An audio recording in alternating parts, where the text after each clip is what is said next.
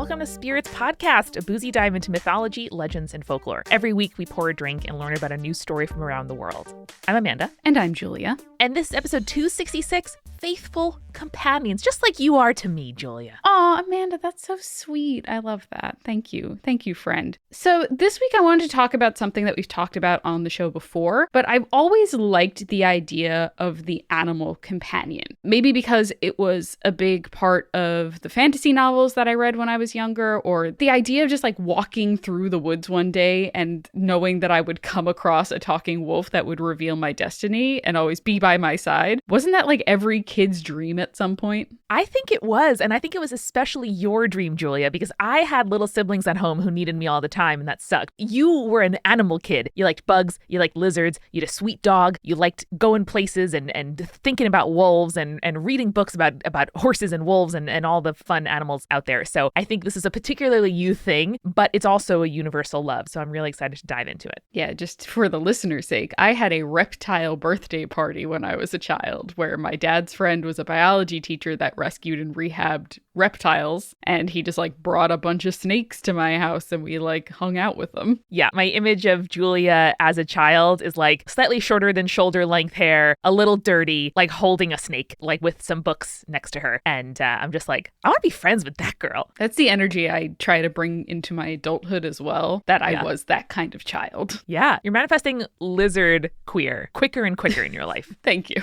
I do my best. You're welcome. We can either talk about the kind of origins of the like familiar or animal companion and a couple examples from mythology or folklore, or we can talk about some fantasy examples that you remember growing up as a kid, Amanda. What would you prefer? Yeah. Why don't we start with that? Because my defining faithful companion, animal companion, is the daemon, which might not be exactly the kinds of examples that you're talking about because they're not quite animals, like they are different to animals. But that to me was my defining book as a kid, The Golden Compass, the His Dark Material series. And I, as a very allergic, very indoor kid, loved the idea that I could have not just a pet, but a companion that was A, not biologically an animal, so I wouldn't be allergic to it, and B, just had all of these like wonderful parts of the mythos of something that understands you and complements you and is different to you and is a different way of interfacing with the world and with other people. So we can dive into that if you want to start there. Please, I would love to. Yeah. So Julia, I know that you are familiar, but for anybody who is not, so this is a book series by Philip Pullman. Now it is so much bigger than that. It's like a fan fiction trope. There are daemon alternate universe fanfics for all kinds of fandoms. But the basic idea here is a daemon is like the yin to your yang. So every person in this universe is born with a daemon, which is a little creature that takes the form of an animal. And until you hit puberty, the animal can change. So when daemons fight, they can, like with one another, they can move from being like a butterfly to a cat to a dog to a bird. And they're very fun to think about how, two daemons would fight. And they are canonically the opposite sex to you. Though I will say, beyond the gender binary, there are a ton of very, very good fanfics of people, exploring transness and non-binary identities and daemons and how that would work out. So like A+ fandom, as always, coming through. I do also think that there are some canon examples of people with the same gender daemon, which I think is really awesome. Yes, there are. And there are lots of ways that like your daemon, is different to you. Like they kind of make up for deficiencies that you have, or they have opposite qualities to you. So the protagonist of the books, Lyra Balakwa, is, really outspoken. She's brash. She likes to say what she wants to say and doesn't have a lot of patience for, manners and restraint and kind of bullshit. But her daemon Pan is far more reserved, and he likes to think things through, and he kind of like talks to her and they come up together with a good plan, or sometimes she charges ahead and he's like, oh boy. It's not just the idea that like, for me as a very kind of introverted, quiet kid, a rule follower, the idea that my daemon would be able to like do the things that I dreamed of doing or push me to be a little bit, more outside my comfort zone was really lovely. And sometimes I would think about, what would my daemon do in this situation? Like how could I channel a little bit of that? Yeah, and I think that's really interesting because I think for a lot of fairy tale based familiars. They're usually portrayed as like mentors almost. So for example, in the story of Prince Bayaya, who shout out to both Andrea and Lotta, who are great friends of the podcast. They pointed out that story to me. It's a Czech fairy tale. In that story, the speaking magical horse that is like ageless and incredible, What a dream. gives advice to this prince as he sets out on his path. And she's like,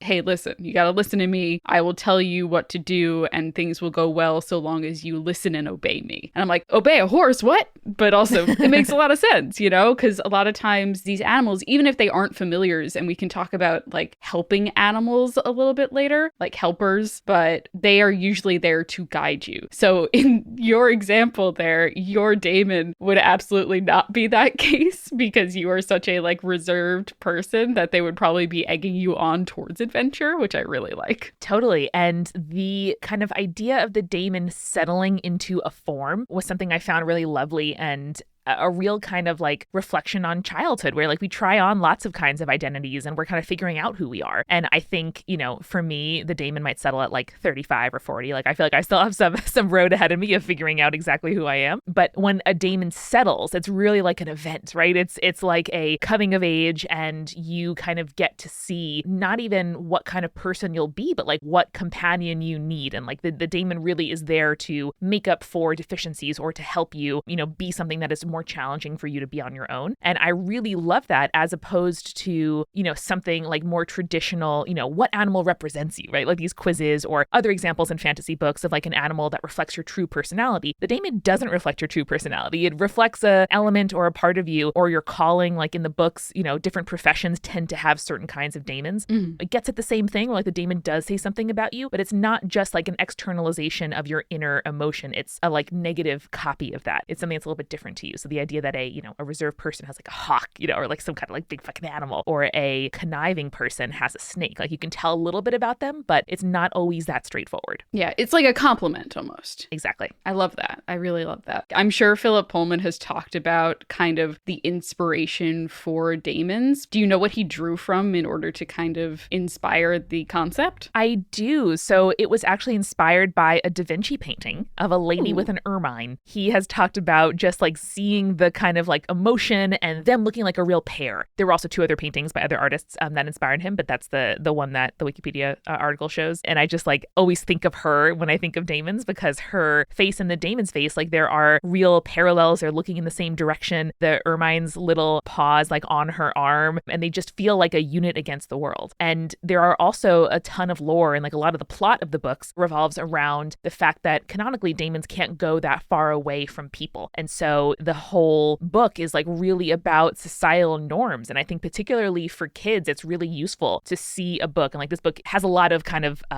agendas. It is a real takedown of the Christian church. So there's a lot going on there. But one of them is, you know, you can look around and like in a society where you're used to seeing a daemon with every person, and even if the daemon is like a little lizard or a mouse or something, the daemon will be on your shoulder or in your pocket poking out. Like the daemon's always visible. And so early on in the book, the sight of somebody without a daemon like chills the characters to the bone. And certain people, in this case witches, are able to have longer separation from their daemons to go further than regular humans are. And so just thinking about kind of what do we look at and what do we expect when we look at people, and yeah, that idea of like some part of you is being separated or being torn at, and then the societal norms around who can touch daemons. No person should ever touch another person's daemon, but daemons can touch each other. And so this idea of like two people, like I always see people like walking their dogs out and about, and they might not interact always, but the dogs will. And it's a nice way to kind of, you know, make a little friend or, you know, say to somebody hello. The idea that like your daemon could kind of breach that and make a little bit of contact and say hello to somebody or flirt with somebody, and then you can kind of follow up almost like a tester was so enchanting to me. The idea that like you're not in this alone and somebody can kind of, you know, you can start, it's like the conversational equivalent of like complimenting somebody's shoes or their bag or their hat. It's just like a little kind of test pilot and see what happens from there. It's like why single men get dogs so that they can pick up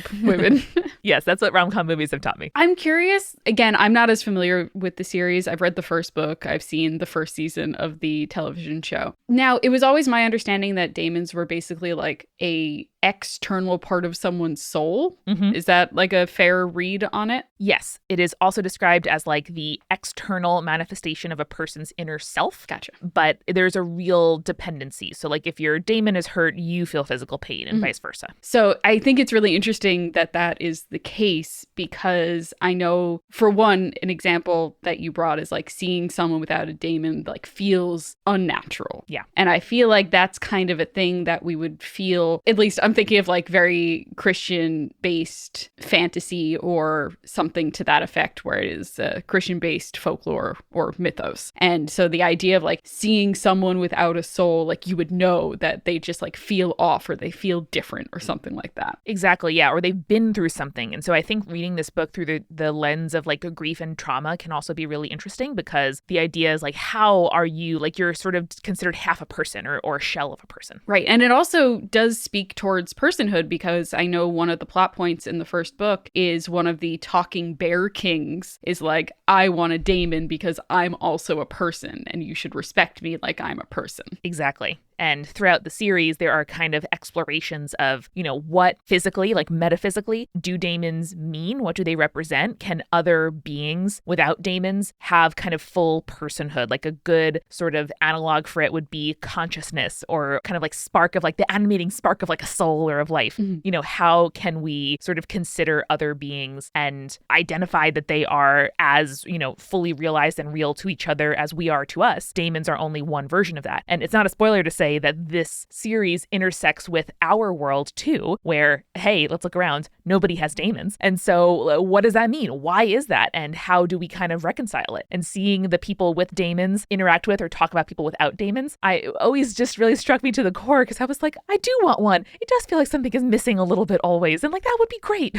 Yeah, just being able to like know that you're never alone is also a really kind of beautiful thing that I think just the animal companion or the faithful companion in general does highlight. You're like, yeah, no matter what, I got you, bud. Yeah. And in this series, you know, you are born with daemons, and when you die, your daemon dissolves and returns to the energy of the universe. But what are some ways that people acquire animal companions, faithful companions in folklore? That's a great question. So I think I would like to start by talking about familiars, because I think that's the best place to start here. So a lot of what you were talking about actually does align with familiars, which is a concept that in general can be found in a lot of cultures. But when I talk about familiars, I'm specifically talking about the medieval witchcraft of European folklore and history, at least in terms of like the origin of familiars from that culture. Mm-hmm. That's around the time that it started appearing in literature or just in historical records as a whole. So basically,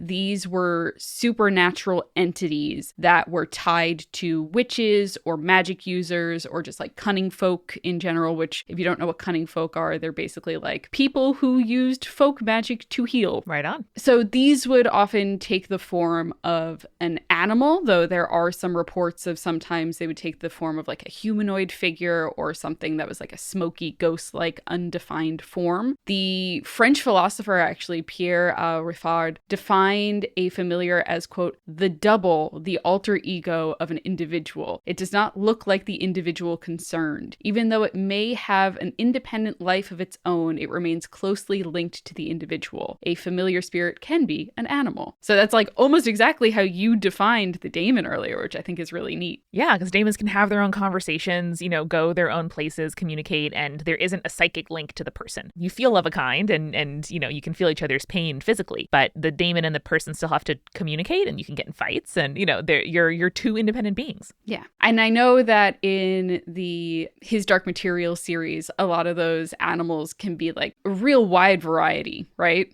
Like you get like some guy's got a jaguar, I think, and like there's monkeys and whatnot. But in the medieval period of familiars, the animal forms were often like just like small animals. So like cats, dogs, rats, birds, toads, rabbits, that kind of thing. But sometimes they could even be something like a small insect, like a wasp or a butterfly, or most often common farm animals like pigs or horses or sheep. Totally. Much easier to house a moth than it is a horse, though. gotta say. Right. And like if your horse is just always following you around, that's a little weirder than like people aren't going to notice the moth as much. Yeah. But also like these are all animals that you would see in day-to-day life. So it's not all that weird.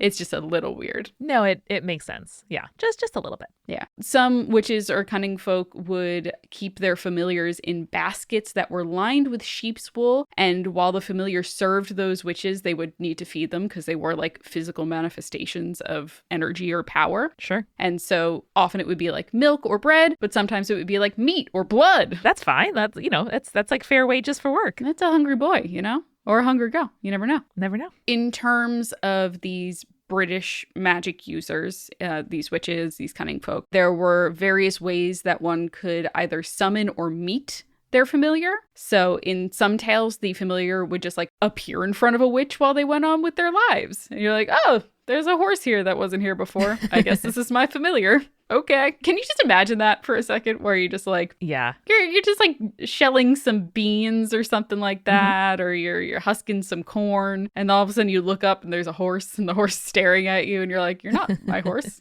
Are you my horse? You go over to your neighbors like, anyone lose a horse?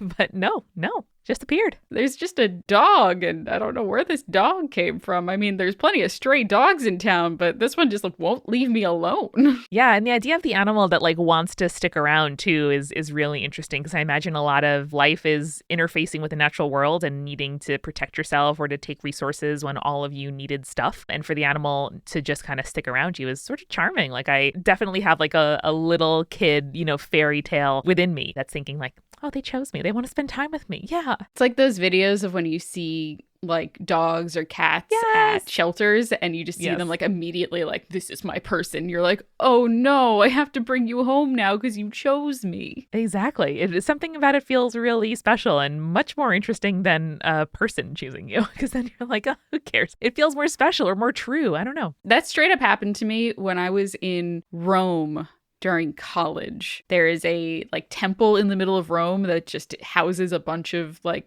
stray cats that they're like, the temple takes care of them, but also like they're just like cats running around a ancient Roman temple. So it is what it is. Incredible. But at one point we were like walking past it, and this one cat, I remember the cat's face and look so vividly. They were like that kind of like sandy orange gray combination. Mm-hmm. And they had no tail, and they were rubbing up against me, and I like leaned down to scritch their forehead, and I like immediately just like climbed into my lap, and I'm like, I can't move now. I have to stay here forever. How do I bring you home with me? This is where I live now. But something about the fact that there is no language between you makes it feel really pure. Like they see into your soul and think like, yes, you are it. Yeah, I know. It's magical and wonderful. And it does make me feel like a chosen one, which is very important. I do think like there is a certain element where a lot of these animal companions do speak your language. I don't think it's always the case, but sometimes you're just like, yes, my faithful companion, my horse. He doesn't talk, he's just my horse.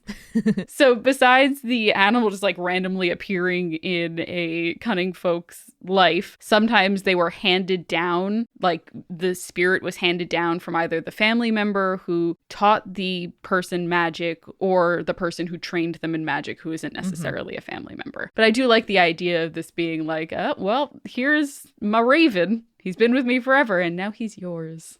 Yeah, it's like a graduation present or an heirloom. Yeah, exactly. It's like, my mother gave this to me, and now I give it to you, except it's a living, breathing, magical animal. And then finally, other times, familiars would like appear when the magic user was going through turmoil in order to offer aid. I like the idea of just if I'm having a bad time, all of a sudden I have a cat that's going to help me do magic. That's cool. I love that. As a person who doesn't have pets, that's something I really envy is like, I'm having a bad day and no one around me, either knows or is able to like drop everything they're doing to be really tender with me. But my cat knows. My cat knows. And that's all that matters. I think we can talk a little bit more about a couple of folklore examples of animal companions. But first, why don't we go grab a refill? Let's do it.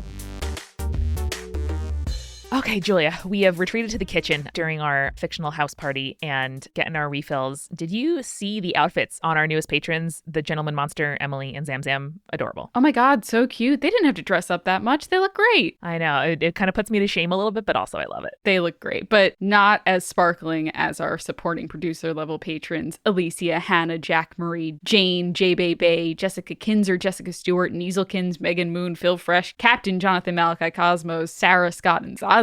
And somehow our legend level patrons found a corner where they are lit perfectly from every angle. It's like, that never happens to me. Audra, Bex, Clara, Drew, Lexus, Mary, Morgan, Mother of Vikings, Sarah, Taylor, and BMEF Scotty. Get some candid photos. They look amazing. They do. And if you want to come to our virtual house party that's happening all the time in just supporting and loving each other, and we know, and you know, and everyone knows, go to patreon.com/spiritspodcast where you can get all kinds of fun rewards. Amanda, I know you were telling a group of people at the dinner table before about a great thing that you've been watching, listening to, reading lately. Tell me about it. Absolutely. I actually feel like every year for the last 3 years, this has been my reward for making it through a year, which is the Big Fat Quiz Show, which you can find on YouTube. And Julia, I know that you are a big proponent of this as well. I think because there is nationalized healthcare in the UK, there's a lot of people who are just like full-time, comedians or people who go on quiz shows. And I think that's lovely. And I'm for socialized medicine for all. But in this case, the Big Fat Quiz Show is a bunch of lovely comedians, some of whom you may recognize from Taskmaster or QI or other British quiz shows and game shows, just talking about what happened in the year. And every year I'm just like, oh shit, that was this year. And it's so funny. And it's like an hour and a half long usually. So it is a lovely thing to put on and watch and just kind of like laugh and reminisce. It's not too newsy, so you don't have to worry about having to remember all the things that happened this year, but everybody is reserved and feels like you are hanging out with some really smart and funny friends. You know what? I would personally love to be famous enough and funny enough where I could just be on quiz shows all the time, just a quiz show guest. How do I become a presenter? Because I feel like my best humor is when it is like 85% of the time I'm just doing the job and then 15% I add a little sparkle. No, I think you would be great at that. That's incredible. So that's what I have been watching. But if you are looking for something to listen to, folks, why don't you check out one of the other shows that Multitude makes? This week we would love to recommend the Newest Olympian. You can join Mike Schubert, a first-time Percy Jackson reader, on his quest in finding the newest Olympian. Each week he talks to a longtime Percy Jackson fan to cover a portion of the series, and then they recap the plot beat by beat. They dive into Greek mythology that is featured in the story, and they sing the praises of Percy's incredible snark. You can find that by searching for The Newest Olympian in your podcast app or go to thenewestolympian.com. And they have new episodes every Monday. Woo! We love a weekly show. We do. And finally, we would love to thank our sponsors this week. Firstly, we are sponsored by Skillshare, one of our oldest and loveliest sponsors. We love Skillshare, and it's a great place for you to learn skills for work, for creativity, for hobbies, or just to relax and watch people who are good at stuff do the thing that they're good at. If you want to see my face recorded about 2 years ago, you can actually check out the podcast course that I made all about marketing. It is called Podcast Marketing, and you can search my name or Podcast Marketing or Multitude at Skillshare.com/spirits, which will also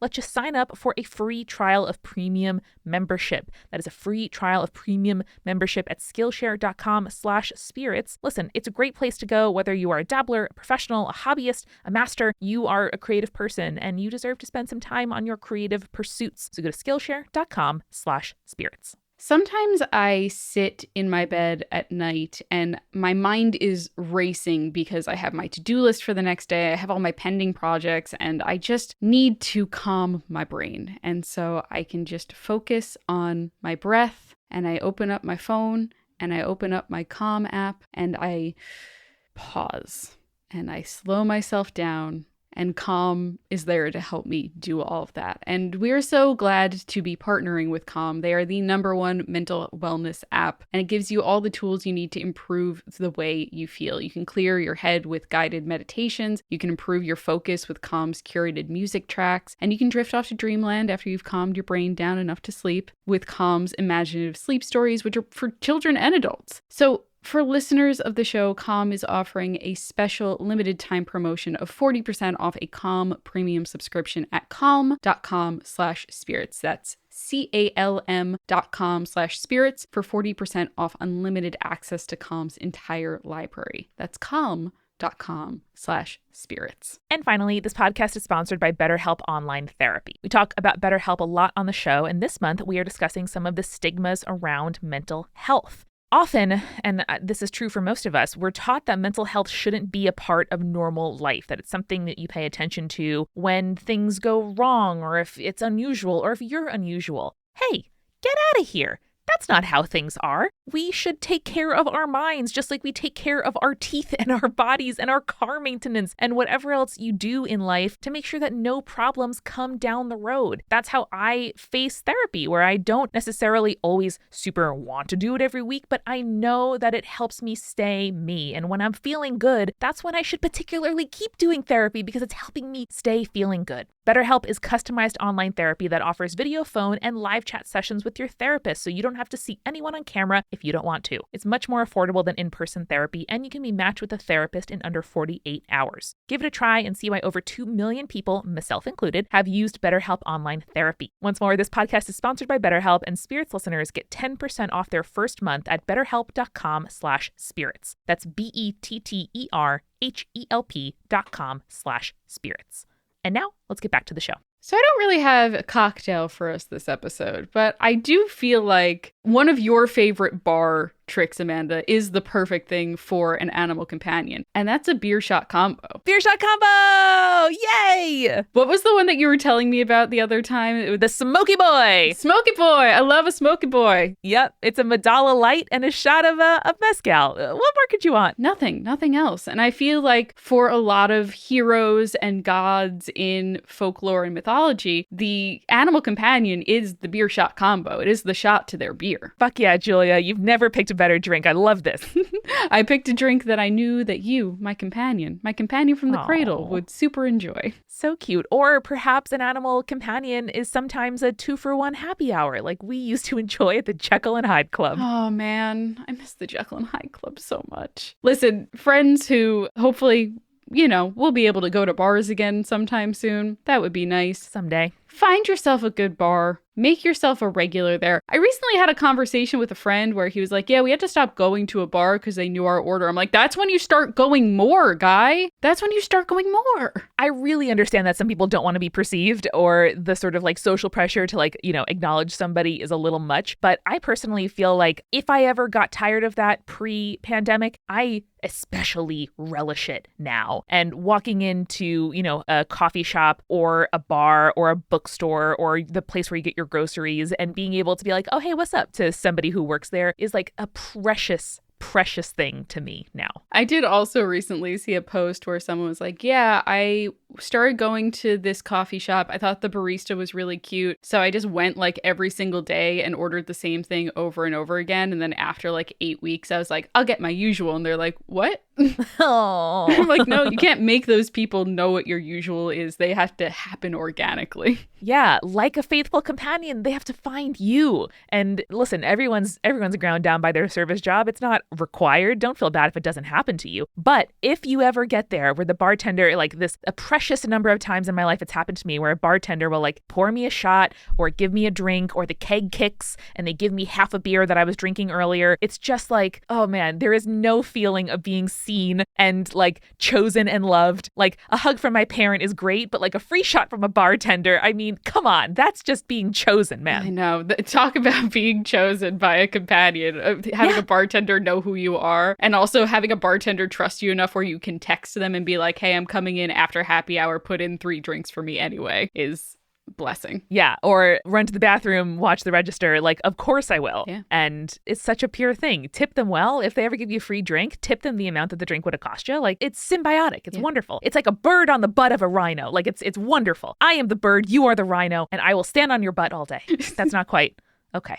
Well, no, I like it. I like it a lot. It's perfect. Save me, Julia. Save me. So, Amanda, let's talk about some of the animal companions of the gods and the folkloric heroes of our times. Fabulous. I want to start, I guess, with the Norse, because I feel like they have some interesting odd examples. And of course, these are not going to be exhaustive because there's a lot of fucking animals and animal companions. I just picked the ones that I like the best, all right? So don't come at me in the Twitter and be like, hey, you forgot about... No, I didn't. I just didn't want to talk about it today.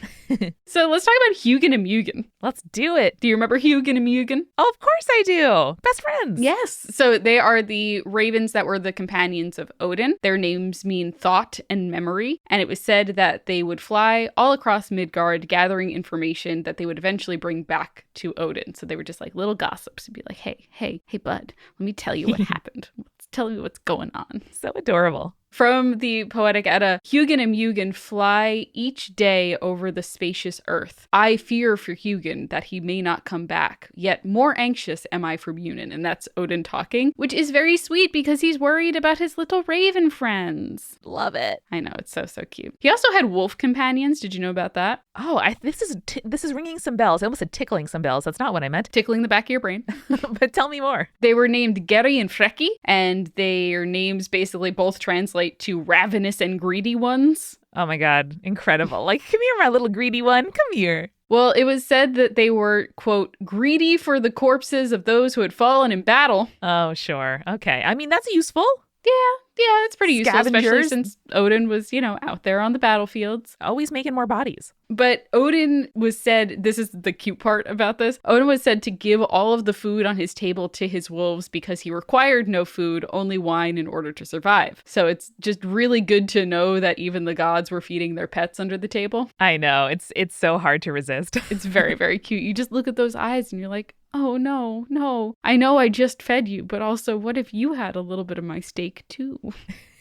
I very rarely fed my dog from the table, but he wasn't really a beggar. He would just kind of like be around. I know. Sweet Blaze. Also from the Norse were the two goats that pulled the chariot of Thor. Their names were Tangrisnir and Tagnorstor, and their names meant thin teeth and teeth grinder. Listen, wonderful. I love a matching set of names. I love pets that are all named around the same convention or rhyme with each other. Or as a kid, I would write stories about somebody who had a Saint Bernard named Peanut and a little like Chihuahua or something named like, I forget, but like Bruiser. Exactly. Yeah. Like paradoxical names I just find to be the sweetest. I love that. What is the best dog name you've ever heard for the dog that it was? I'll share mine if you want. Please. There is a podcaster named JPC from a podcast that I listen to called Hey Riddle Riddle, and his dog name is Spaghetti. That's really good. I definitely go to food names as well. Like there's a dog named Tater Tot that somebody shared in the Join the Party Discord a few weeks ago, and I've thought about Tater Tot every day.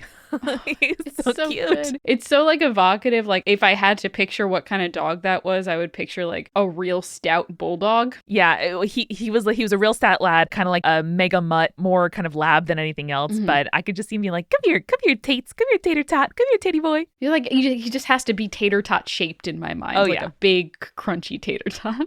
Oh, yeah. Oh, man. So these goats, I know you love goats, Amanda. Mostly I included these guys because not only were they great at pulling the chariot of Thor, but they also provided him with sustenance because if you remember correctly, Thor would often cook the goats and eat them and then resurrect them with his hammer and they would be brought back to life the next day. I like to picture that the goats thought of this much like sort of a dog who will tolerate a costume and they don't love it necessarily. Unlike Blair Braverman's dog Grinch, who loves wearing costumes, they'll wear it, but then later when it's done, they're like, okay, all right, back to what I was doing before. The goats are like, meh, all right, here we go. And they get to, be rejuvenated the next day. Or like when you have to put little booties on dogs' feet when you walk them in the winter because the like salt and sand hurts their little toes and they're like walking weird. Yeah, some dogs hate it. Some dogs like it, I bet. But other ones are just like, this is happening.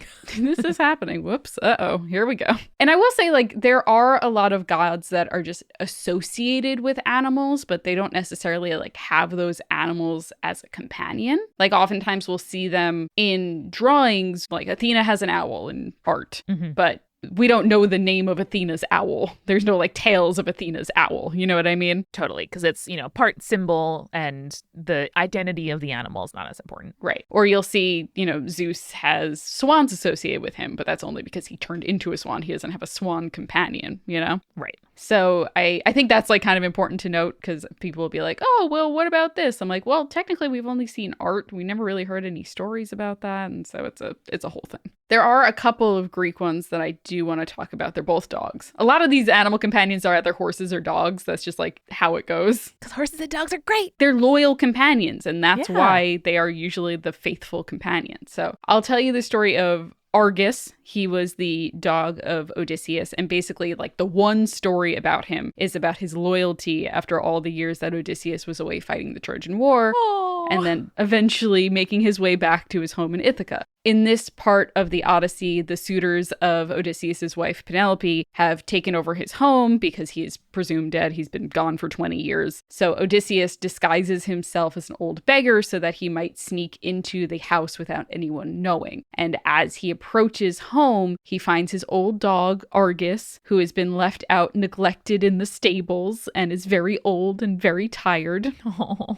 And this, obviously, like you just reacted, it saddens Odysseus quite a bit because he remembers Argus as this like incredible hunting and tracking dog, full of strength and speed and vitality. And now he's just like a little old boy. But the problem is, even with his old age, Argus is the only one that is able to recognize the disguised Odysseus. It's too cute. I can't handle it. So he sees his old master, but he only has enough strength to wag his tail and like raise his little ears, but he can't get up to greet him. And Odysseus knows that if he goes and greets his old dog, it will give away his identity. So he has to pass by without saying anything. And he sheds a tear as he does. And then seeing his master one last time, Argus passes away.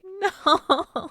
Like, I stayed alive just to see you again, and there you are, and now I can go in peace. Well, I'm glad you have two stories, because this is a not Eric safe ending for this episode, Julia. I'm sorry. No, this next one is actually very good, though. So this is the story of Lelaps. So he was the hunting dog of the Athenian princess Procris, who was used by her husband Cephalus. Ooh, I love giving your daughter a hunting dog. Yeah. It was either given to Procreus's grandma, who is Europa, but in other stories, it was a gift from the goddess Artemis to Procris. Hell yeah. I feel like a dog gifted to you by Artemis is kind of the best and most badass dog of all time. Well, he becomes even more badass because his name translates to hurricane, first off. Incredible. And it was also said that he was blessed to never fail to catch what he was hunting. Ooh, wow. Yes. So Cephalus, the husband of Procris, takes the dog on a hunt for the Tumesian fox, who was a fox that the gods had also blessed that it could never be caught. So the gods were like, shit, this is a paradox. A dog that always catches what it's hunting is now pursuing a fox that cannot be caught. This is a problem. Yeah.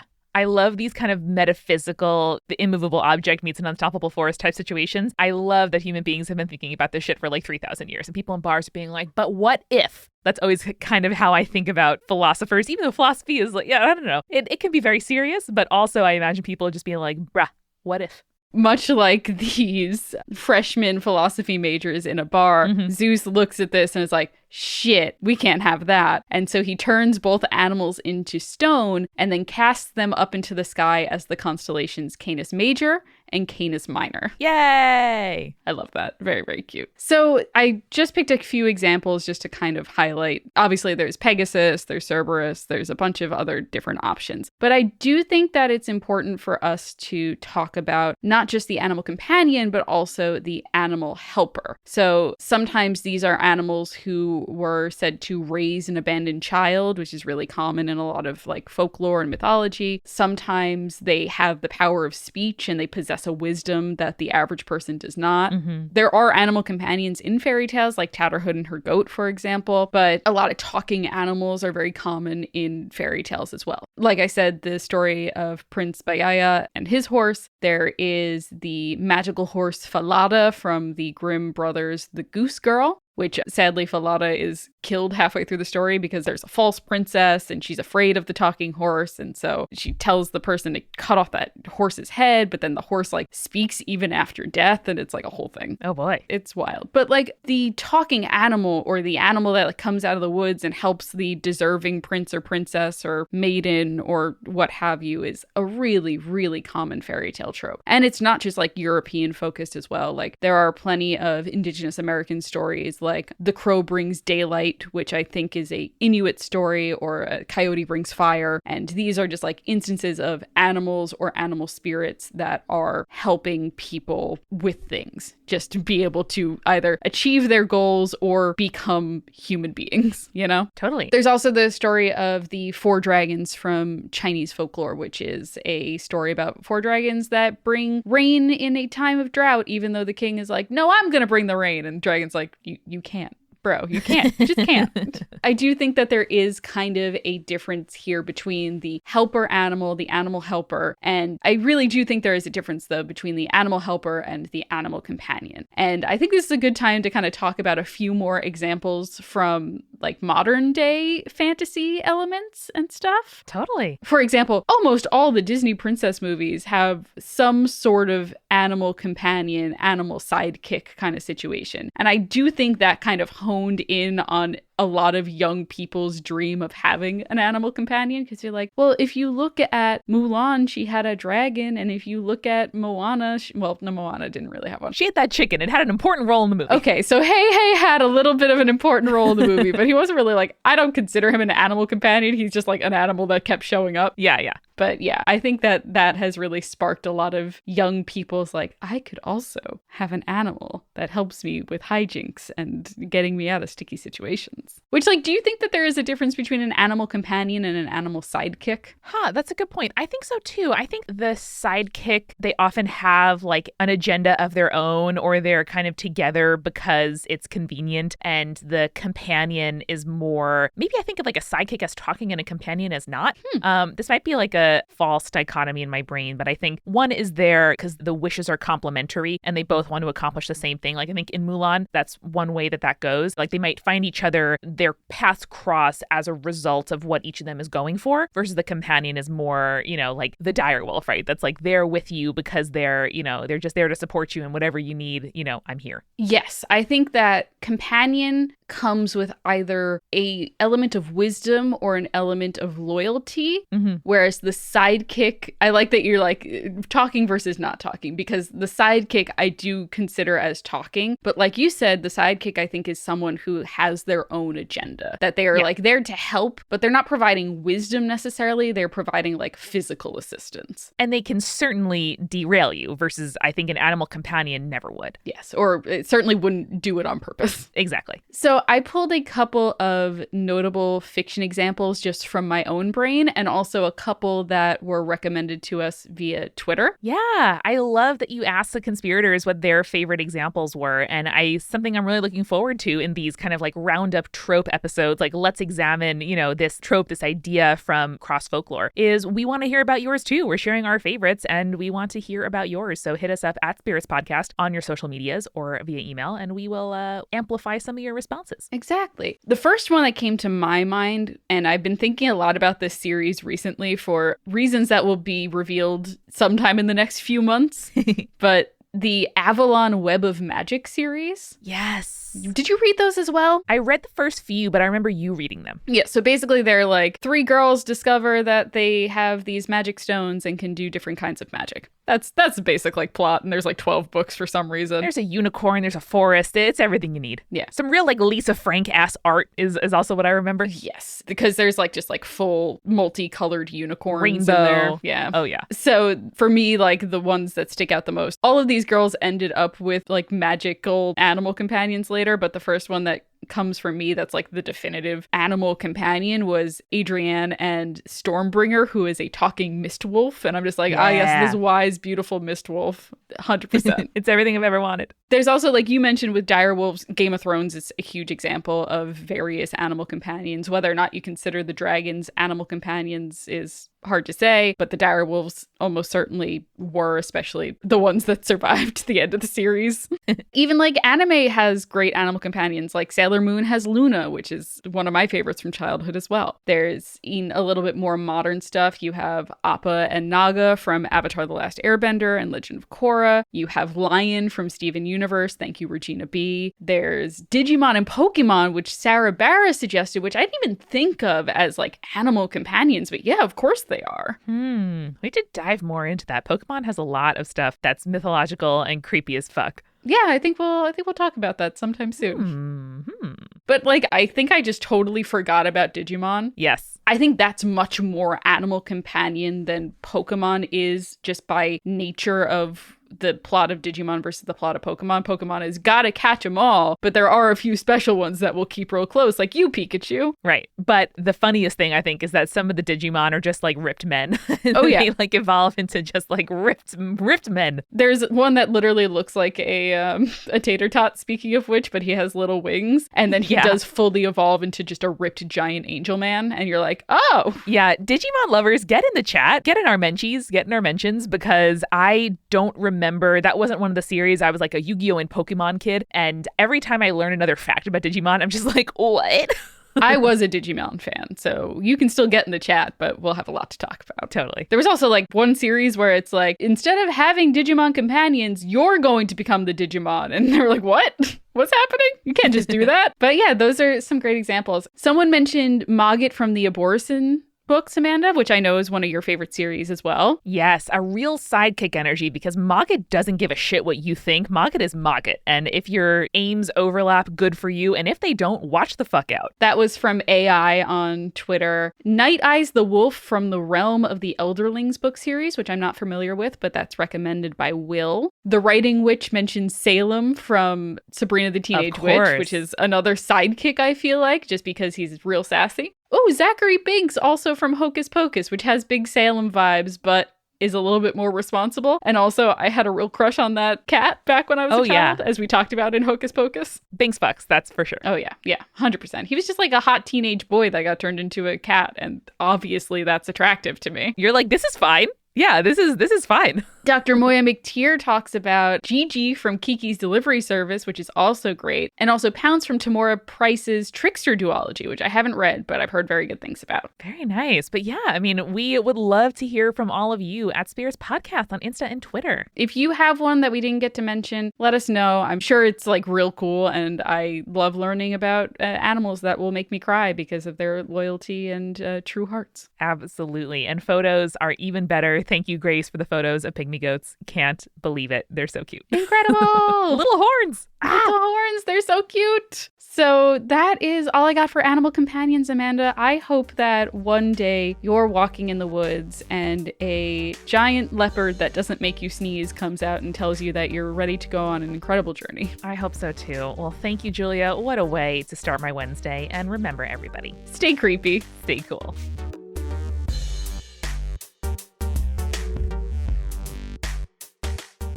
Spirits was created by Amanda McLaughlin, Julia Shafini, and Eric Schneider, with music by Kevin MacLeod and visual design by Allison Wakeman. Keep up with all things creepy and cool by following us at Spirits Podcast on Twitter, Instagram, Facebook, and Tumblr. We also have all of our episode transcripts, guest appearances, and merch on our website, as well as a form to send us in your urban legends and your advice from folklore questions at spiritspodcast.com. Join our member community on Patreon, patreon.com/spiritspodcast, for all kinds of behind-the-scenes goodies. Just $1 gets you access to audio extras with so much more, like recipe cards, both alcoholic and non-alcoholic, for every single episode, director's commentaries, real physical gifts, and more. We are a founding member of Multitude, an independent podcast collective and production studio. If you like Spirits, you will love the other shows that live on our website at multitude.productions. Above all else, if you liked what you heard today, please text one friend about us. That's the very best way to help keep us growing. Thanks for listening to Spirits. We'll see you next week.